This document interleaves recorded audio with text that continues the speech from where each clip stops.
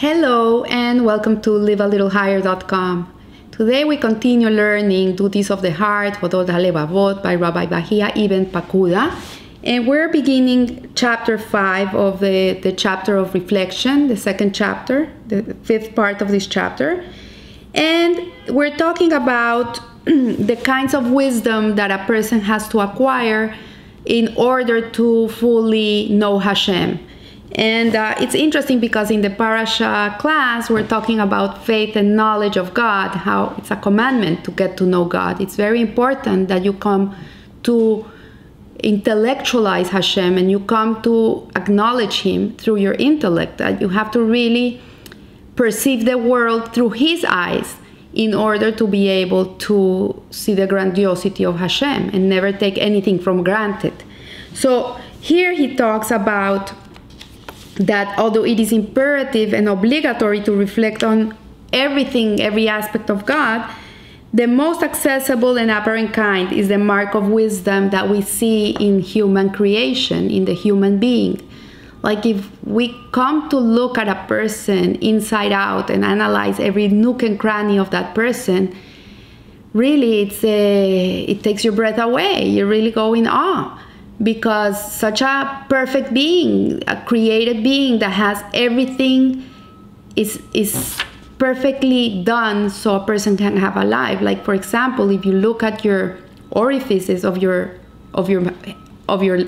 your body, like your eyes, your nose, your mouth, your ears, and other places where things come out, and everything, if one of them would be blocked, you could die. Like if you cannot breathe, you could die. If you cannot eat, you could die. If you cannot see, you can trip over. And all of them are so essential to our life, and we just go about our day and we don't even think about it. We don't even think and sit 1 second and say, Hashem, thank you, thank you. I can see, I can hear, I can breathe, I can talk, I can eat, I can go to the bathroom. Like a person that has problems to go to the bathroom every day, they know what it is. It's very painful. So when everything is working perfectly, you see what a perfect machine the body is, and it's a creation of God. So we see here that we look at a person in his early development, the formation of his body, the structure of its members, the basic functions of each one, and why it was necessary to make him in the form in which he's fashioned. Why do we need this makeup? Like, couldn't Hashem made us in a different way? Like, couldn't we be like these beings that don't require so much? But everything in life has a reason. Like, we wake up every morning and modeh ani lefaneha. The first thing we do is we acknowledge we're alive. And then you go to the bathroom and you wash your hands and you do the prayer for the bathroom, for thanking God that everything works. He created the world. Like, we have to start thinking in the mind of a creator and not the mind of a creation.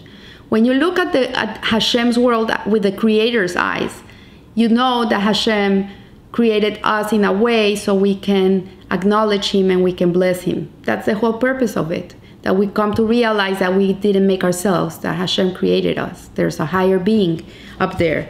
So we see here, Rabbi Pakuda explains that we see that there's things in man that are beneficial, and the faculties of his soul, the light of his intellect, and the essential and accidental things in him, his desires, and his ultimate purpose. Everything, although it looks separate, at the end, everything is one thing. It's united. It's a part of a whole.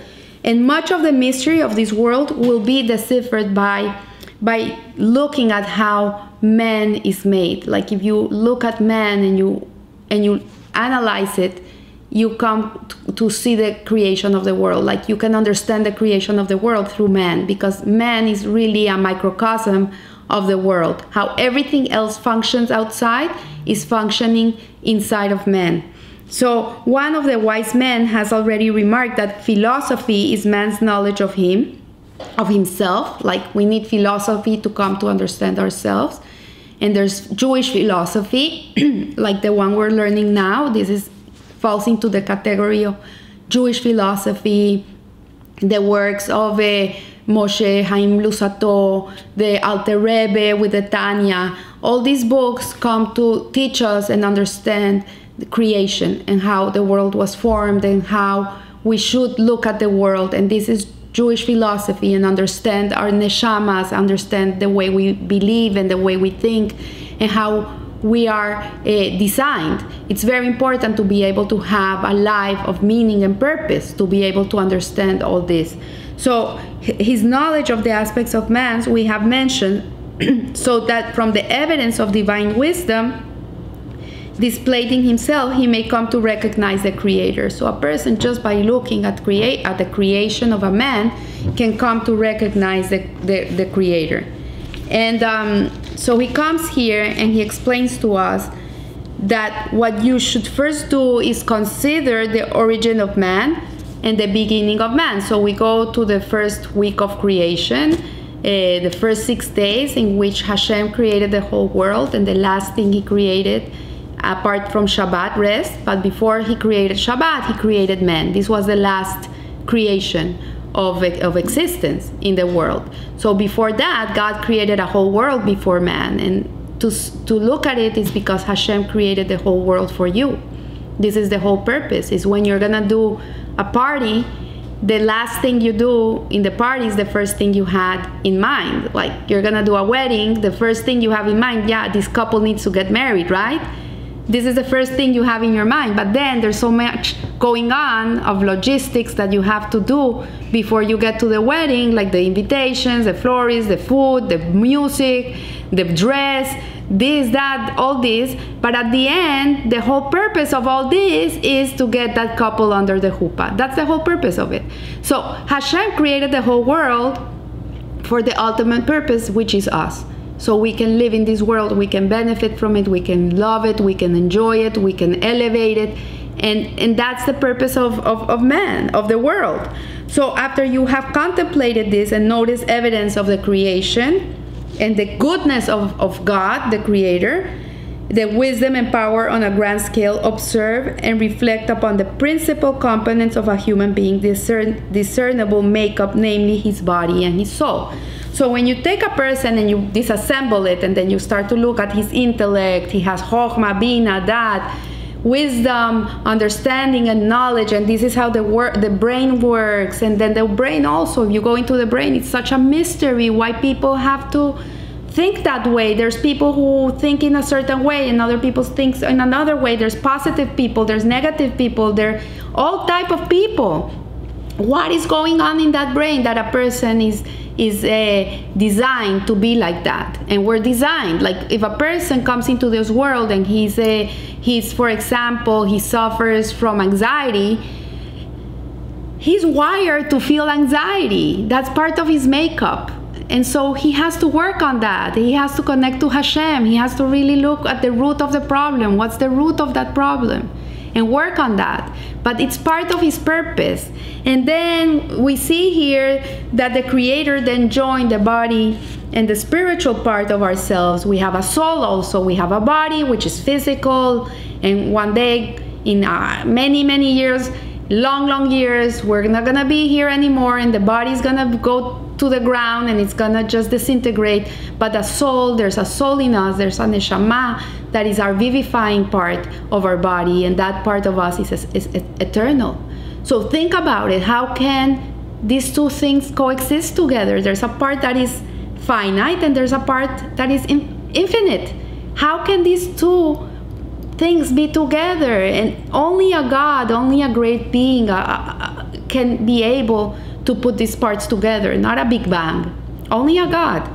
So we see here that Hashem gave us a neshama, a higher part inside of us, and actually we have two. We have a godly soul and an animal soul. The godly soul is a divine part of God. It's a mamesh, a piece of God in you.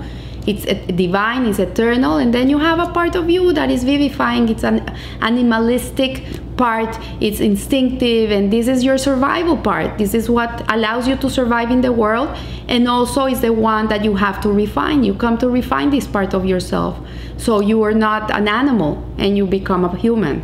So then we have to think of the kindness that God gives us, that He shows us in the way He creates the human being. And we see a baby, and this is magical. I was in the birth of one of my two of my grandchildren, and I couldn't believe it. Like when you see a birth, you can really see Hashem. They're born and they're purple.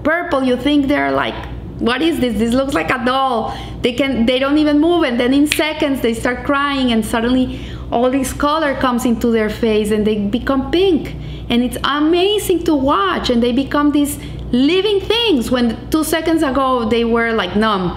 And you see how Hashem creates a womb where a baby can grow, and he can be nourished, and he can be there for 10 months till he's ready to come into the world. And you see how He created in the mother a narrow passage without any planning of initiative of His part, but solely by the power of the wise, merciful, and kind God, that He created the woman's body in a way in which a baby can be delivered. Because if He wouldn't have created these parts of the body, this baby would be stuck in there. He wouldn't be able to come out. You had to have a C-section every time.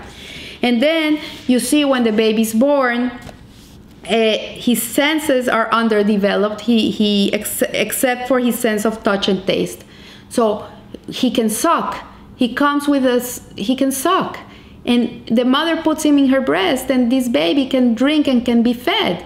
It's unbelievable. And the breast of the mother is made to such perfection that the hole is not bigger than the needle, so the baby won't choke. And the milk is perfect temperature. He's never gonna be burned with this milk because it's the perfect temperature for him.